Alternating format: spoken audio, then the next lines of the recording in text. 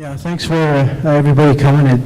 Lots of good dialogue, and I hope we answered some of the questions when we went down to Vancouver. Like we say, it wasn't our intent to be anti-fracking. It was just to do it responsibly. Responsible development, that's the key. That's what we want, and we're just going to keep pushing for that until it happens. To put that in perspective, the 10,000 cubic meters per day equates to 5 seconds of flow through the Peace Canyon Dam. So while it is a lot of water, we have a lot of water in this region. And this is a big issue that we have in Canada, is the concept or the perception that there is so much water. There will always be plenty of water, and water is wasted. We want confidence in numbers like that. We want to know that, yeah, it's only 1%, it's all good. But at this point, we don't have faith in the numbers that are being thrown around, the studies that are being put out there, because there are no real baseline studies, there's no monitoring, there's no metering. The work hasn't been done yet to reach the conclusions that are being reached when these licenses are being issued. I think I'm sitting back and I'm listening to the different comments. Shale, in his presentation, he mentioned the Northeast Water Tool, he mentioned information from the Oil and Gas Commission, he's mentioned the studies that they've done. And so there's so many figures and numbers flying around, like which is accurate? And I think what that's showing is we need to find the information. The Oil and Gas Commission, we're willing to work with them. We're willing to work with FLNRO. Unfortunately, I've asked this question of FLNRO. A lot of those technical professional people that Mr. Pym has referred to, not one of them are hydrologists. The Oil and Gas Commission has a hydrologist, FLNRO has none. So I think if you want to point to their technical skills and their professional ability to make decisions on water, you should have at least one hydrologist working on that team.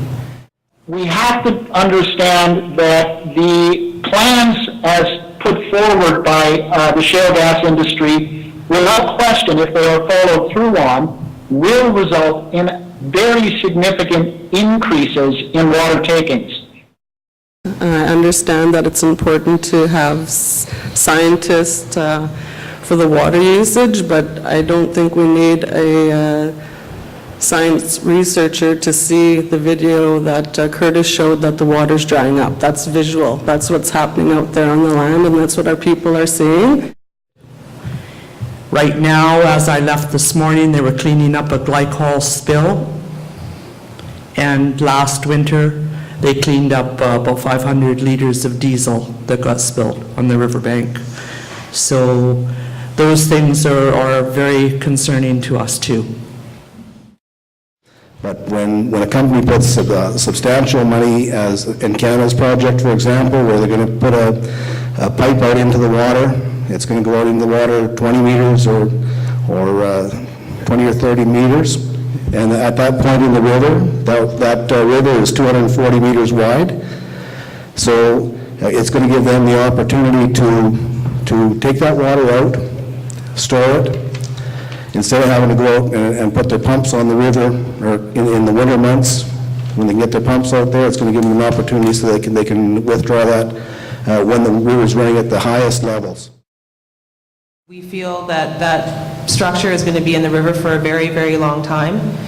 It's a structure that is unnecessary. It is an industrialization of the Nelson River that we don't want to see.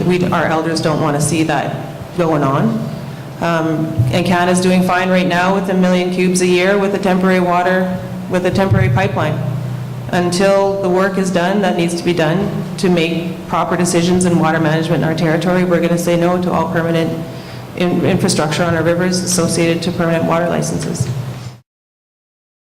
So, Mr. Parfit said there's no plan.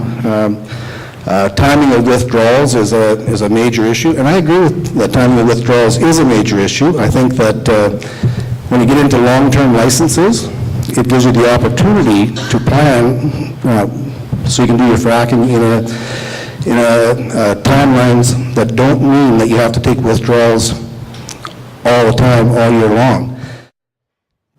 The idea that you need a long-term permanent water license to do proper planning and water management, I think is premature. I think there needs to be a lot of work done prior to issuing 40-year water licenses in our territory. We have not objected to too many short-term water licenses for fracking in our territory. At this point, we're okay with some of the work that's happening out in the fields. However, we do want a long-term, responsible, well-thought-out water management plan for shale gas development in our territory. That's all we're asking for. We're not saying no fracking. We're not saying don't use our water for fracking. We're saying if this is going to happen, it has to happen in a responsible way that not only meets the needs of the oil and gas industry, but also the needs of our communities and our land and our animals. So I don't want to get into a debate about, whose information is valid and semantics over what kind, statistics. What we're asking for is a long-term, forward-thinking plan to manage water in the face of this huge development that's going to change the face of our land forever.